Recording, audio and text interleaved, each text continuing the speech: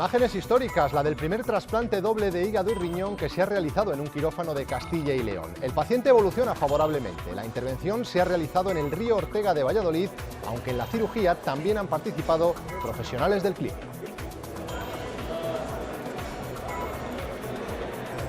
Unión de varios equipos, médicos, de enfermería y de la organización de dos hospitales distintos. Hoy podemos presentar un buen resultado y en el futuro seguiremos avanzando en la prestación de servicios compartidos entre los dos hospitales.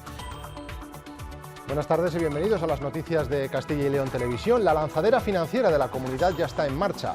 Los beneficiarios, los empresarios y emprendedores de dentro y fuera que quieran invertir en Castilla y León. Leticia Sánchez, ¿qué dinero se va a movilizar? La Junta espera movilizar hasta 2019 3.560 millones de euros, de los que 1.773 serán apoyos públicos. La lanzadera prestará especial atención a pymes, autónomos y quiere ser una respuesta personalizada para todos los proyectos viables. El presidente de la Junta ha destacado que este es un proyecto de comunidad con el que las entidades financieras muestran su compromiso con Castilla y León y ha animado a los empresarios y emprendedores a hacer uso de ella porque el objetivo es ambicioso.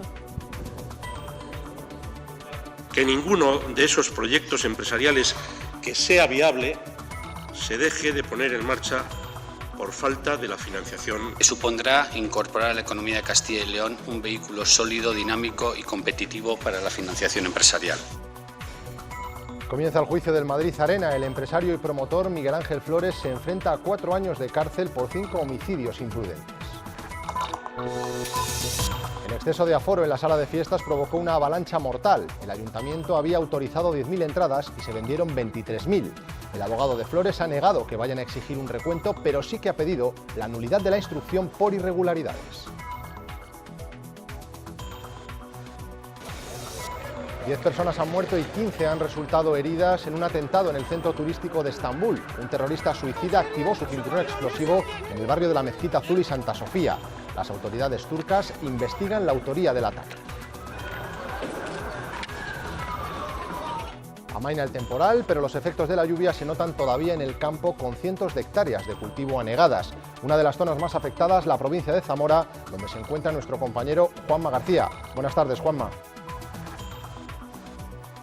La situación, ya lo veis, es completamente desoladora. Más que campos de cultivo, esto parece un mar. Aquí hay unas 100 hectáreas de regadío completamente inundadas y en muchos casos el 50% de la cosecha se ha echado totalmente a perder. Las lluvias nos han dado un respiro en las últimas horas, pero parece que a partir de mañana tendremos más agua. Andrés Gómez, buenas tardes. ¿Cómo se presenta la situación? Buenas tardes, Antonio. Pues de momento tranquila, pero no hay que bajar la guardia porque a esta hora todavía se mantiene el nivel de alarma en hasta 6 tramos de ríos de Castilla y León. Además, mañana va a volver a llover, aunque eso sí insistimos, ni mucho menos esperamos los acumulados tan importantes del fin de semana. Mañana, de hecho, durante gran parte del día el tiempo aguantará. Empezaremos con nubes, alternando con claros, algunas brumas y bancos de nieblas dispersas y seguirá nevando todavía en la cordillera cantábrica. Por la tarde, un nuevo frente irá avanzando desde el noroeste y reactivará las precipitaciones que caerán sobre todo en el norte y que, como decíamos, ni mucho menos serán tan abundantes como las de las últimas horas.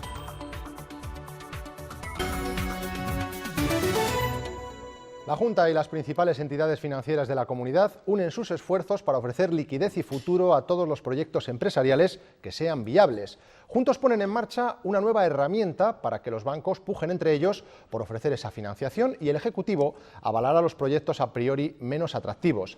Leticia Sánchez, Presidencia, ¿quiénes podrán beneficiarse?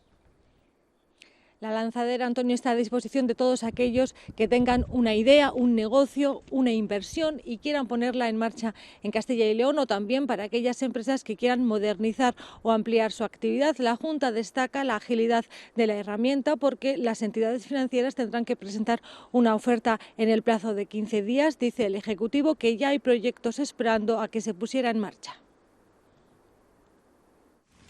Alianza única en España entre la Junta y 13 entidades financieras con un objetivo. Que ninguno de esos proyectos empresariales que sea viable se deje de poner en marcha por falta de la financiación adecuada. Para lograrlo ponen en marcha una lanzadera financiera. Desde hoy y a través de la ADE o de las propias entidades, los emprendedores o empresas que quieran crecer podrán solicitar financiación si lo necesitan. Si lo hacen a través de la ADE, esta colgará en una plataforma el proyecto y las entidades tienen que hacer su oferta en un plazo de 15 días. Va a suponer una palanca más para que las empresas que ahora están o quieran venir a Castilla y León puedan acceder, amparadas en el marco de estabilidad que anteriormente les comentaba, a la financiación que necesitan en las mejores condiciones de mercado. Todos los que sean viables tendrán apoyo, porque si ninguna entidad se interesase por ellos, la Junta los apoyará. Lo que sí que garantiza este sistema es que una empresa de bajo riesgo va a tener la financiación más competitiva que existe en el mercado.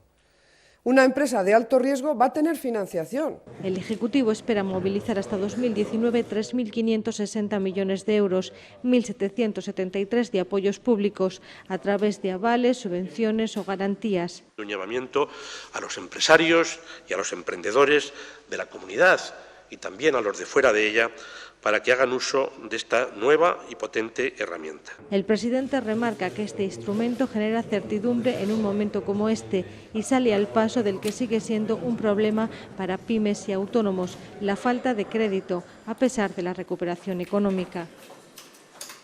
Valoración positiva de empresarios y autónomos a esta lanzadera, de la que, sin embargo, desconocen los detalles. Tanto CECALE como ATA creen que ningún proyecto viable debería quedarse en dique seco por falta de financiación y ven con buenos ojos que sean los bancos los que gestionen los créditos.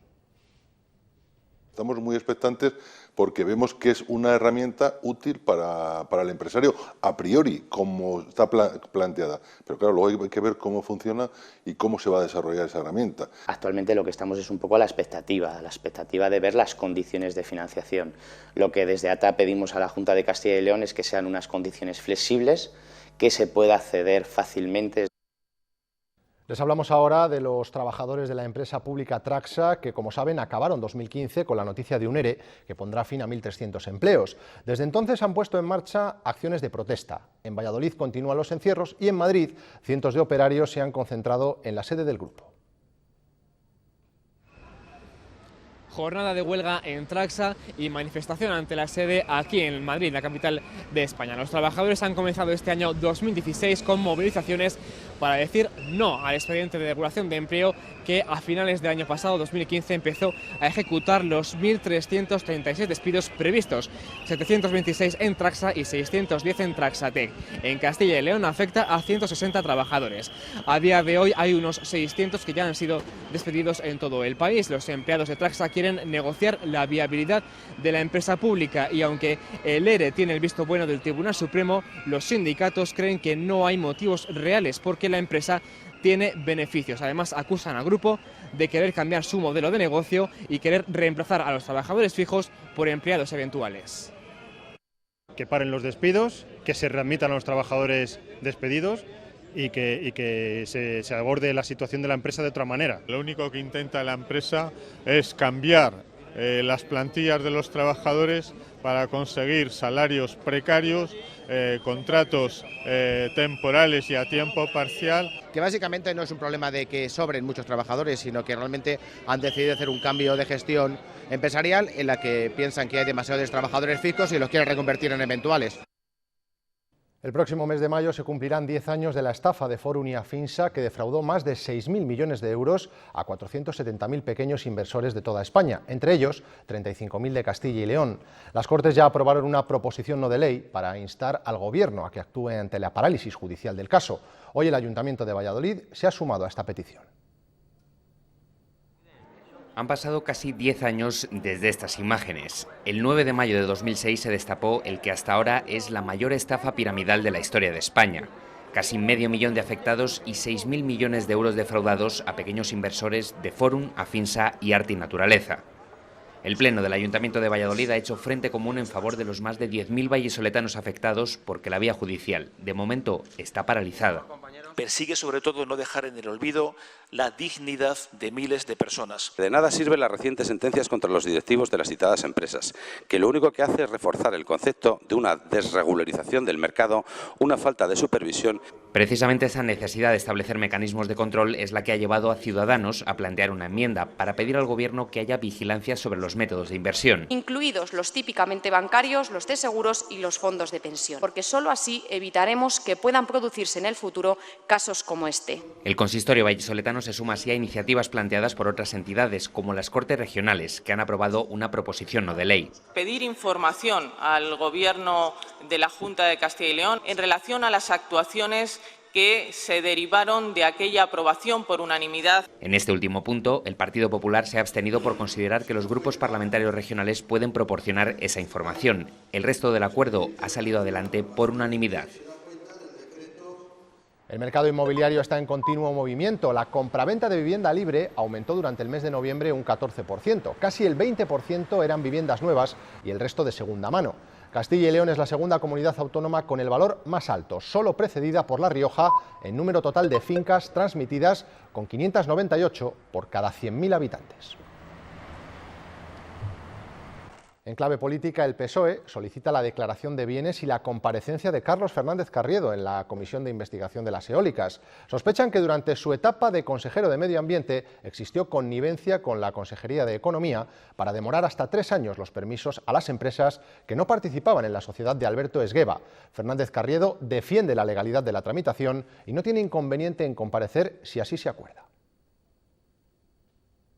Entonces hay una celeridad inusitada en la Consejería de Empleo, la Consejería de Villanueva, en aquel momento, por eso la llamamos la Comisión Villanueva, en cuanto se produce el cambio de titularidad en el accionariado, y sin embargo hay unas demoras terribles antes de que se produzca el cambio de titularidad. Y en esas demoras participa la declaración de impacto ambiental bajo el patrocinio o la firma de Carlos Fernández Carriedo. Un claro caso de extorsión a las empresas que han venido a poner parques eólicos en nuestra comunidad autónoma.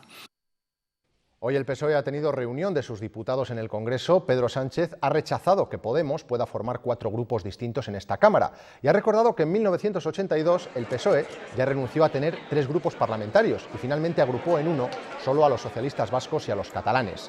Dice Sánchez que para los asuntos de carácter territorial ya está el Senado. Pablo Iglesias ya ha advertido que si el PSOE mantiene esta postura, se acabó el diálogo.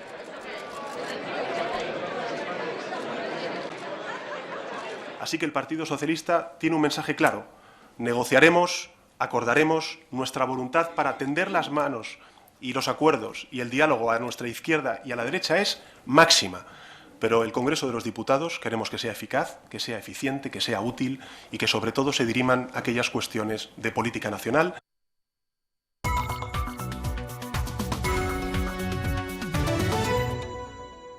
El terrorismo yihadista vuelve a atacar Turquía. Al menos 10 personas han muerto y 14 han resultado heridas en un atentado con bomba en el corazón turístico de Estambul. Las fuerzas de seguridad creen que ha sido obra del Estado Islámico, aunque todavía no han reivindicado el ataque. Los turistas grababan con sus teléfonos el revuelo del centro de Estambul, con decenas de ambulancias y coches de policía recorriendo sus calles a toda velocidad. Se dirigían hacia aquí, la plaza de Sultanahmet, donde se acababa de producir una fuerte explosión que ha dejado varios cadáveres en el suelo y más de una quincena de personas heridas, entre las que hay alemanes, noruegos y peruanos. La detonación se ha producido en un lugar muy frecuentado por centenares de turistas extranjeros cada día, porque está muy cerca de la Basílica de Santa Sofía y de la Mezquita Azul, dos de los grandes atractivos para los visitantes de la ciudad del Bósforo. Ningún grupo terrorista reivindicaba una autoría de este ataque, pero la policía turca cree que ha podido ser obra del Estado Islámico con un miliciano sirio que se ha inmolado con un cinturón bomba. De confirmarse esa hipótesis, sería la segunda masacre perpetrada por el Daesh en Turquía en menos de medio año. El pasado 10 de octubre, 2 terroristas suicidas atentaron en una manifestación en Ankara, matando a más de un centenar de personas. A las 10 de la mañana arrancaba el juicio del Madrid Arena. 5 chicas, recordarán, fallecieron por las avalanchas producidas en esta macrofiesta de Halloween en el año 2012. Hoy se sientan en el banquillo 15 acusados, entre ellos Miguel Ángel Flores, el organizador. Su abogado ha pedido la nulidad parcial de la instrucción y que se investigue a los responsables en el ayuntamiento. Ya han pasado más de 3 años de estas imágenes, empujones y avalanchas humanas en el recinto del Madrid Arena. El aforo que había autorizado el ayuntamiento era de 10.000 personas, pero esa noche fueron 23.000 los que finalmente entraron, más del doble de lo permitido. En este vomitorio murieron 3 chicas de 18 años. Las otras 2 víctimas fueron ingresadas pero fallecieron poco después.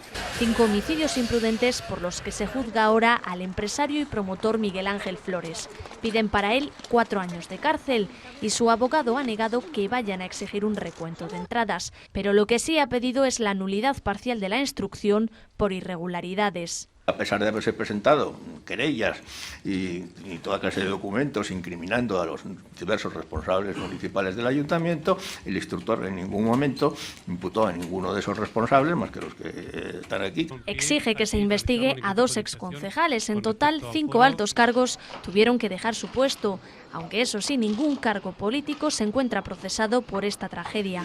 Son 15 los acusados, entre ellos los 2 médicos que trataron a las jóvenes y no les realizaron suficientes compresiones torácicas. Carencia de medios, carencia de previsión, carencia de personal suficiente. Hasta el 4 de febrero se interrogará a los acusados. Después se esperan los testimonios de más de un centenar de testigos. Antes del 8 de febrero se sabrá si se levanta o no la acusación contra la infanta Cristina. Es el plazo que se ha marcado el tribunal para decidir si le aplica la doctrina Botín, como han pedido la Fiscalía, la Abogacía del Estado y su defensa, y de esa manera exonerarla en el caso Nos. Abandonaban el juzgado pasadas las 10 de la noche con gesto serio, pero algo más relajado que en la sala. Un lacónico buenas noches de la infanta y un muy bien gracias de Iñaki Urdangarín eran sus únicas palabras mientras se encaminaban al coche. Terminaban así una larga jornada de más de 11 horas de vista oral, tras la que la defensa de doña Cristina confía en que el tribunal le aplique la doctrina Botín y se retire la acusación contra ella, lo que se sabrá antes del 8 de febrero. Tanto el fiscal como la Abogacía del Estado han querido expresamente apoyar esta petición. A lo que se suma un informe de la agencia tributaria que ha aportado la Fiscalía para intentar exonerarla.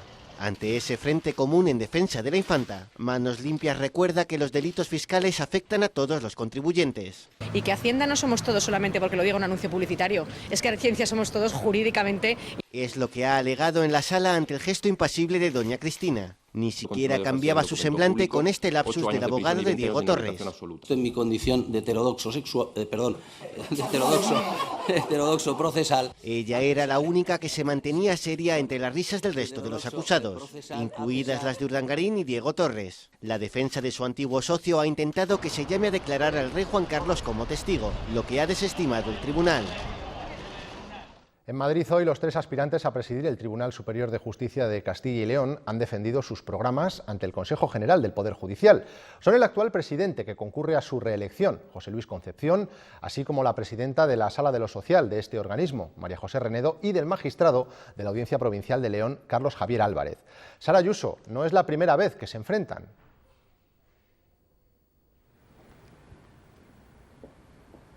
Hola, ¿qué tal? Buenas tardes. Cada uno de los 2 aspirantes compitió con Concepción en las 2 elecciones anteriores. Carlos Javier Álvarez hace 10 años y María José Renedo hace 5. Y ambos han puesto su experiencia en los diferentes órganos jurisdiccionales de la región como baluarte para acceder a la presidencia del tribunal. Para María José Renedo es necesario diagnosticar los problemas y dirigir la gestión a solucionarlos para transmitir confianza y seguridad en la justicia. Mientras, para el magistrado de la Audiencia Provincial de León, algunas de las prioridades serían reforzar las relaciones entre los partidos judiciales, dimensionar los equipos de acuerdo a la carga de trabajo acumulada y abrir el tribunal al exterior, mejorando la oficina de comunicación. El candidato a la reelección ha marcado como objetivos la especialización para una adecuada gestión de los delitos de violencia de género y seguir implantando las nuevas tecnologías.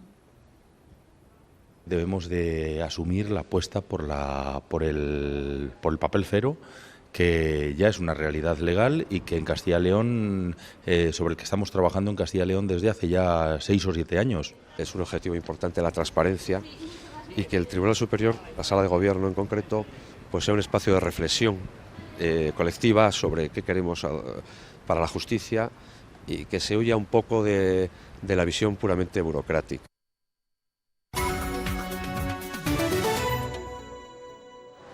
Castilla y León es la octava comunidad en el ranking de donaciones de órganos de toda España. En 2015 hubo 105 donantes, lo que sitúa a nuestra región en una tasa de 42 donaciones por cada millón de habitantes. En total se realizaron en diferentes centros de la comunidad más de 187 trasplantes. Vamos a hacer 10 minutos desde la parada. Si la placa es buena, pues Gracias a un donante se ha podido realizar el primer trasplante hepatorrenal, es decir, de hígado y de riñón en Castilla y León. Esta intervención combinada se ha realizado en el Hospital Río Ortega de Valladolid, aunque también ha participado personal del equipo de trasplante renal del clínico. El paciente evoluciona favorablemente.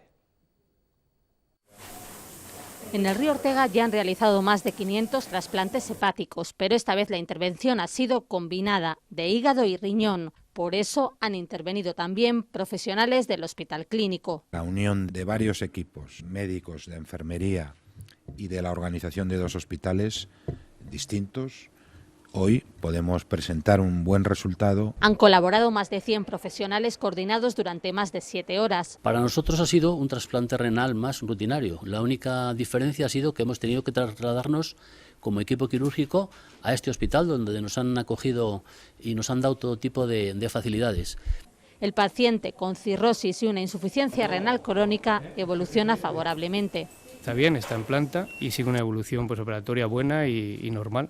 Es un paciente que si no sabes que está trasplantado de ambos órganos, piensas que lo has operado de una cirugía distinta porque está perfectamente. Esperan realizar 3 trasplantes combinados de hígado y riñón al año. La Fundación Grupo Norte ha convocado el primer premio de periodismo contra la violencia de género. El objetivo es recompensar los trabajos periodísticos que tratan de forma adecuada esta lacra y difunden valores contra la violencia machista. Reconocidos periodistas forman parte del jurado de este premio, dotado con 6.000 euros y una escultura de la vallisoletana Concha Gay en cada categoría: medio escrito, radio y televisión. Grupo Norte es pionero en la integración de las víctimas en el terreno laboral. Hoy trabajan 116 en la empresa vallisoletana. Estaba terminada, pues ya habían conquistado ya. Buscamos la complicidad de los medios de comunicación y de sus profesionales para erradicar la violencia contra las mujeres, informar a las víctimas de sus derechos y de los instrumentos previstos para su protección. Creo que necesitamos en estos momentos una sociedad civil fuerte, de altura, y el periodismo, los periodistas, tenemos también que incorporarnos a esa fortaleza social. 200 piezas de arte han sido recuperadas en una operación especial de la Guardia Civil. Las obras identificadas corresponden a hurtos cometidos en las iglesias de Caborredondo, Revillagodos y Villamorico durante el pasado mes de julio, todos en la provincia de Burgos. Los delincuentes son 3 burgaleses con edades comprendidas entre los 20 y los 45 años. 3 personas han sido detenidas vinculadas a los robos en las iglesias de Caborredondo, Revillagodos y Villamorico. 200 piezas han sido recuperadas en el domicilio de uno de los delincuentes, que se corresponde al que demandaba la mercancía. Entonces, a raíz de agosto empezamos una investigación que ya, como comentaba el subdelegado, en noviembre empieza a dar sus frutos y bueno, pues se continuó las investigaciones hasta que por fin dimos con los autores y posteriormente con la persona que receptaba y que encargaba esos robos. No se sabe todavía la cuantía de lo recuperado, pero entre las obras de arte se encontraban piezas del siglo XVI y algunos libros valorados en 1.500 euros. Entre todo lo incautado también se encuentran objetos de hurtos anteriores. Nos sorprendió porque era mucho más importante que lo que podíamos intuir en base a los efectos sustraídos, y ahora pues lo que nos queda es un amplio trabajo con el Arzobispado y con el Museo Provincial para primero inventariar y tasar las piezas y luego poder acreditar, en su caso, su origen ilícito. Los 3 detenidos son burgaleses de 20 a 45 años. El cabecilla de las operaciones se encuentra en prisión desde el pasado mes de diciembre.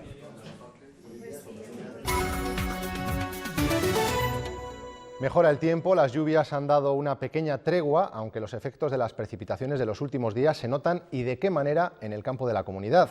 Juanma García, buenas tardes. No sabemos muy bien si estás en Zamora o en una playa.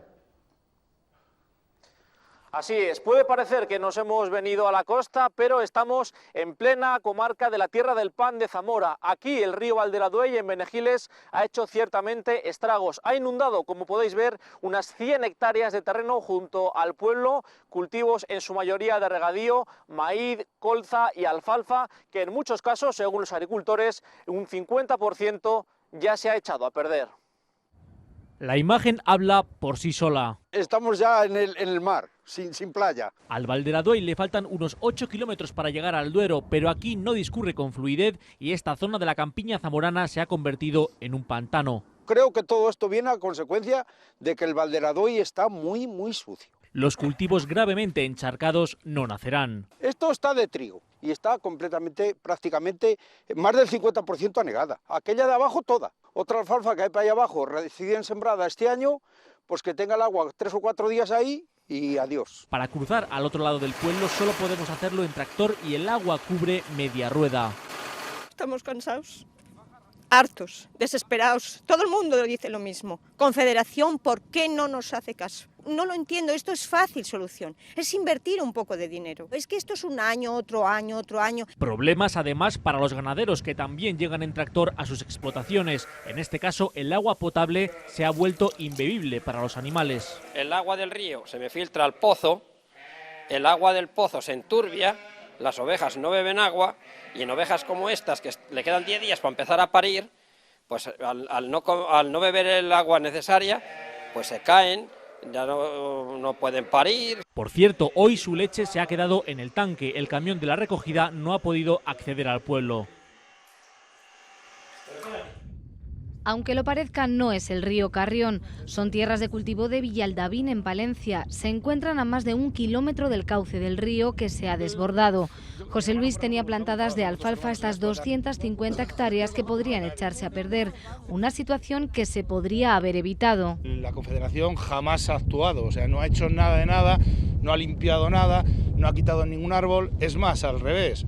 O sea, nos pone algún impedimento. Si de hecho ahora vas con una máquina y quitas un árbol encima para hacer un beneficio, vienen y te denuncian. A pocos kilómetros, en el término municipal de Villoldo, la confluencia del río Cueza con el Carrión ha provocado inundaciones en este punto. Las tierras de cereal de Marcos han sufrido las consecuencias de las riadas. Una vez que las tierras se han emborrachado de agua ya, si caen 40 litros pasado mañana estamos igual, y si caen otros 40 dentro de 15 días estamos igual. En este lugar donde nos encontramos, en el término municipal de Ribas de Campos, en Palencia, confluyen el río Carrión y el río Ucieza, que también han hecho de las suyas en estas tierras de cultivo. Todos los años, siempre con las riadas, nos inunda aquí una zona muy grande de cultivos y nos hace bastantes daños al arrastrarnos tierra y fastidiarnos cultivos que tenemos sembrados. En general, las tierras de la zona de Campos están sufriendo las consecuencias de la falta de condicionamiento de las riberas y el cauce.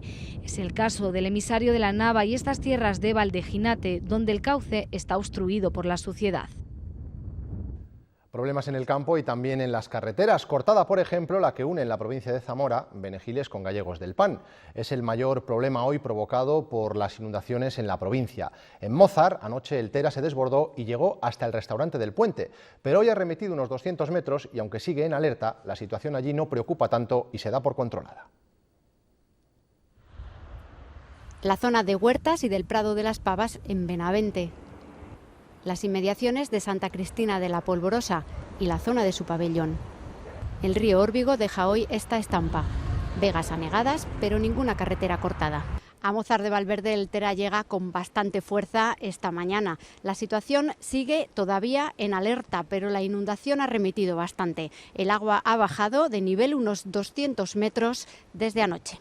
Hacía 7 años que el Tera no llegaba hasta este punto tan fuera de sí. Sí, hace 7 años estaba inundado, pero no venía con fuerza, o sea que estaba inundado, pero normal. La impresión para mí es precioso, es majestuoso la fuerza del río. Pero las autoridades ya dan por controlada la situación. Solo hay una carretera provincial cortada, la de Benegiles a Gallegos del Pan, por la crecida del Valderaduey. Es el Valderaduey el que se mantiene en situación de alarma y subiendo, esperemos que no por mucho tiempo, y el único que provoca en estos momentos que haya un corte en las comunicaciones entre Benegiles y Gallegos del Pan. Los técnicos trabajan ahora en valorar los daños. En la provincia de León, los pueblos afectados por las crecidas de varios ríos van recuperando poco a poco la normalidad. Los peores casos se han dado en las cuencas del Órbigo y del Cea, además de en la comarca del Bierzo. En localidades como Jiménez de Jamuz, por ejemplo, hoy es día de limpieza y de balance de daños. El agua ha anegado el polideportivo, ha entrado en casas y fincas y ha estropeado las depuradoras de la piscina. Las aguas vuelven a su cauce y dejan a la vista los destrozos causados. Las lagunas, la capa de barro y las hojas y ramas arrastradas marcan los límites de la crecida en Jiménez de Jamuz. Las labores de limpieza se intensifican para intentar devolver la normalidad pasado el susto. Nosotros solos no podemos con esto, seguramente. Entonces, bueno, estas labores que están dentro de nuestro presupuesto de mantenimiento, genial. Pero las depuradoras, sobre todo, el cuadro de luces, las calles, eso va a ser complicado. Mientras cumple con lo que está en su mano, el ayuntamiento pedirá ayuda a otras administraciones para hacer frente a los daños. El polideportivo se ha llevado la peor parte. Su ubicación junto al río le ponía en primera línea de crecida. Las piscinas también han sufrido lo suyo. Las piscinas de Jiménez de Jamuz se han llenado de golpe, pero de un agua totalmente embarrada. Y la peor parte se la han llevado las depuradoras, nuevas, instaladas hace unos meses y ahora inservibles. Están ubicadas bajo toda esa agua. Habrá que achicar como ya han hecho en casas y fincas del pueblo. Los vecinos se remontan 15 años atrás para recordar algo parecido. En este tiempo ni el encauzamiento ni la falta de limpieza han ayudado. Esto es un desastre. Dice que no le dejan limpiar el río por las aves y por todo eso. Es que según está el río esto es una pena porque... La situación amaina en las cuencas del Órbigo y el Cea, las más afectadas, pero las lluvias que se anuncian mañana y pasado ponen en alerta otra vez a municipios que aún se recuperan de esta crecida. En la provincia de Burgos también ha dejado de llover y los ríos regresan paulatinamente a su cauce. La preocupación sigue centrada en el Arlanza. En la cuenca baja, centenares de hectáreas siguen anegadas, aunque el nivel tiende a bajar. Hasta allí nos vamos para conocer la última hora con Luis Ángel Rozas.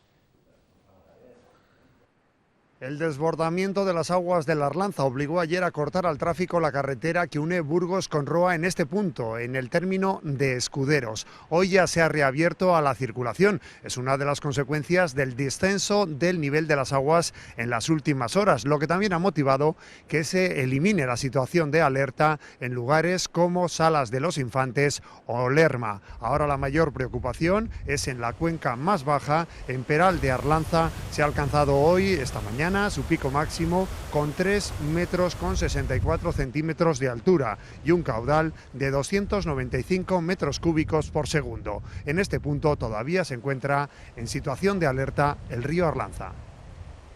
Ya estamos acostumbrados a bajar más gorda que esta, ¿eh? Esta es buena, pero han bajado mucho más gordas. O sea que no nos pilla de novedad esto ya. Este año es que da la coincidencia que hay más sembrado temprano. Y claro, lo ha pillado, antes se araba más tarde y se sembraba más tarde y pillaba alguna temprana, pero es que este año está casi todo. Una riada muy buena viene y que hace mucho daño. Y en la provincia de Salamanca ningún cauce fluvial se encuentra en situación de alerta según la Confederación. Aún así, se han producido escenas tan llamativas como la apertura de compuertas de la presa hidroeléctrica de Aldeávila, que ha desalojado 1.500 metros cúbicos por segundo. Además, el Pozo de los Humos y el Pozo Airón, en el Parque Arribes del Duero, presentan esta estampa.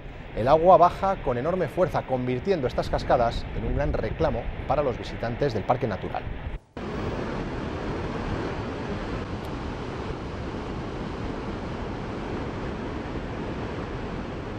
Andrés Rábago aterriza en Valladolid para presentar su exposición El octavo día, título que precisamente eligió por el lugar donde se encuentra, en la iglesia de las Francesas.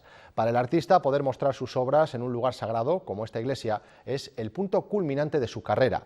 Las más de 70 obras que hacen referencia a sus 3 etapas se podrán ver hasta el día 21 de febrero. Nosotros nos despedimos así, luego no se pierdan los deportes. Adiós.